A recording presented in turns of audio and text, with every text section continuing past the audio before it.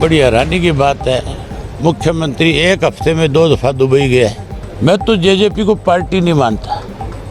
आप लोगों के दिमाग में पता नहीं कहाँ से जेजेपी की बात रहती है हर वक्त। मुझे लगता है मुख्यमंत्री का दुबई में जाकर के दिल लगता है। हमारे पास तो मुद्दे बीजेपी वालों से पूछना, तुम क्या मुद्दा लेकर के जाओगे? तो मुख्यमंत्री को चंडीगढ़ में बैठ करके सरकार चलाने के बजाय दुबई में दफ्तर खोल लेना चाहिए। जेजेपी का मतलब जानते हो क्या है? जानते हो कि नहीं जानते हो? जो जजपा की काड़ावाड़ी की इकाई है, उस सारी इकाई ने आज फिर से इंडियन नेशनल लोकदल पार्टी में अपना विश्वास व्यक्त किया है। चौधरी देवीलाल जी की नीतियों में भरोसा जताया। आज सारे के सारे पदाधिकारी काड़ावाड़ी के जो इनके थे, आज वो फिर से इंडियन नेशनल लोकदल पार्टी में शामिल हुए हैं। मैंने उन सब का स्वागत किया है और उनके आगे नई जिम्मेवारियां लगाने का काम किया है। आज तो हमारी प्रदेश कार्यकारिणी की बैठक हिसार में है।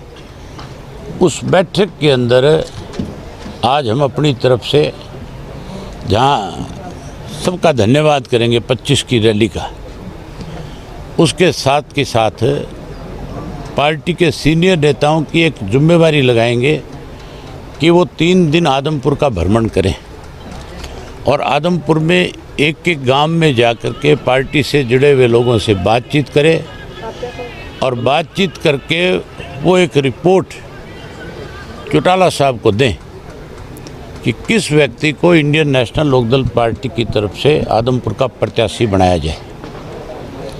आदमपुर के चुनाव में इंडियन नेशनल लोकदल पार्टी जो है अपना मजबूत प्रत्याशी देगी और ना केवल हम मजबूत प्रत्याशी देंगे बल्कि कुछ लोगों की गलतफहमियां भी दूर करेंगे।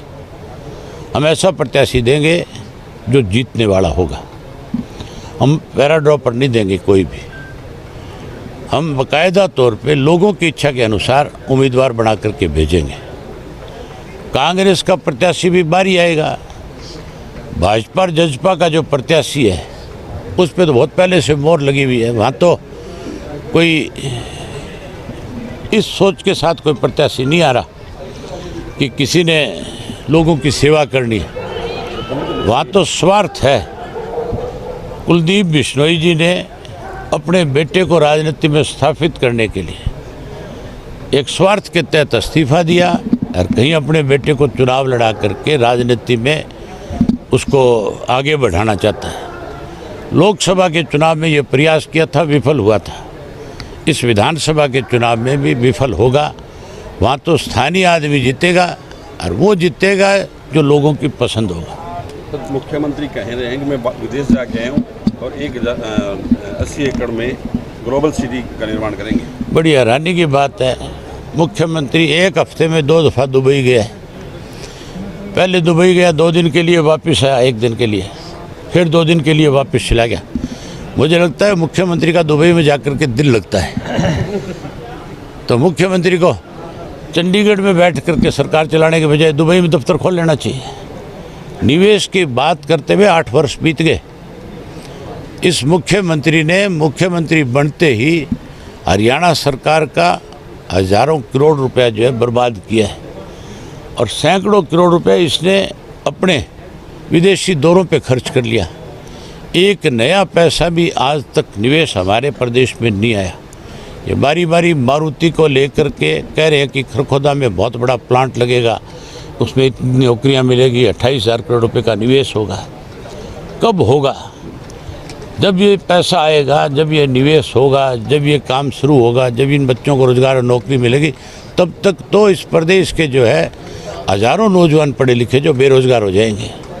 आज की बात करो, ये बात कह करके किसी को धोखा मत दो कि हम इतना बड़ा प्रोजेक्ट लेकर के, वो प्रोजेक्ट 4 साल 5 साल में जाकर के शुरू होगा कहीं। तब तक ये मुख्यमंत्री रहेगा नहीं रहेगा, किसी का क्या भरोसा है। आज जो बच्चे ओवरेज होने जा रहे हैं, जो इस वर्ष में ओवरेज होंगे हज़ारों बच्चे जो प्रदेश के, उनके लिए प्रदेश की सरकार क्या कर रही है वो बताएं। गुड़गांव में 10,000 एकड़ में जंगल सफारी की बात की मुख्यमंत्री ने आज, बोले वहाँ चीते लाएंगे। हम भी चाहते हैं कि प्रदेश के अंदर पर्यटन का विकास हो, लेकिन उसकी एक समय सीमा तय करो चौधरी ओम प्रकाश चौटाला बहुत विजनरी आदमी हैं। उन्होंने यहाँ डिज्नीलैंड लैंड बनाने की बात सोची थी, वो कैसीनो भी बनाना चाहते थे। लेकिन यही भाजपा के लोग जो आज सफारी की बात करते हैं, आज डिज्नीलैंड की बात करते हैं, इन्हीं की केंद्र की सरकार ने हमारा वो जो प्रोजेक्ट था रोकने का काम किया था। अब अगर ये लेकर के आते हैं, बनाते हैं, तो हम उसका स्वागत करेंगे। इससे हमारे यहाँ टूरिज़्म बढ़ेगा, लोग ज़्यादा आएंगे, सरकार का रेवेन्यू बढ़ेगा। अच्छा काम सरकार कोई करेगी, हम उसका स्वागत करेंगे, लेकिन लोगों को बहकाए ना, काम करें। अभी थोड़ी देर पहले गुड़गांव में किसानों को अरेस्ट कर लिया गया, लाठीचार्ज हुआ है वहाँ पे। किसान को तो हमेशा इन्होंने दबाने और कुचलने का काम किया है। 3 काले कानून बनाए। आज प्रदेश के अंदर कितना बड़ा बारिश की वजह से नुकसान है, कितना बड़ा सूखे की वजह से नुकसान है। आज तक गिरदावरी की बात तो कही जाती है, रोज़ बयान आते हैं, कभी मुख्यमंत्री के, कभी उप मुख्यमंत्री के, कि हम लोग जो है बड़ी जल्दी स्पेशल गिरदावरी करा देंगे, सबको जल्दी से जल्दी मुआवजा दे देंगे। आज तक एक भी किसी किसान की गिरदावरी नहीं हुई है, कोई एक पैसा मुआवजे के रूप में दिया नहीं गया है। अब चुनाव आ गया आदमपुर का। आदमपुर के और नलवा के किसान हैं जो पिछले काफ़ी लंबे समय से धरने पे बैठे थे, जो मांग कर रहे थे कि हमें हमारा पिछला मुआवजा दिया जाए, वो मुआवजा भी इन्होंने नहीं दिया। अब क्योंकि चुनाव आ गया, इसलिए दबाव के अंदर वहाँ पैसा रिलीज़ कर सकते हैं। आज जो जहाँ पे पानी की वजह से आज फसलें ख़त्म होगी, वहाँ इन्होंने कोई पैसा नहीं दिया। 1-2.5 साल से रजिस्ट्रियाँ रुकी हुई पूरे हरियाणा।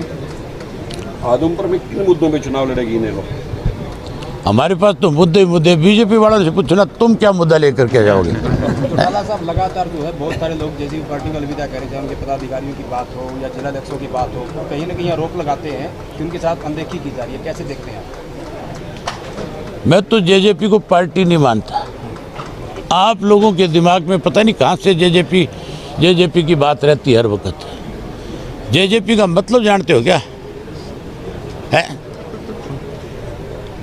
जानते हो कि नहीं जानते हो? मैं नहीं बताता, आप सब इसका आकलन कर लेना जेजेपी क्या चीज़ है।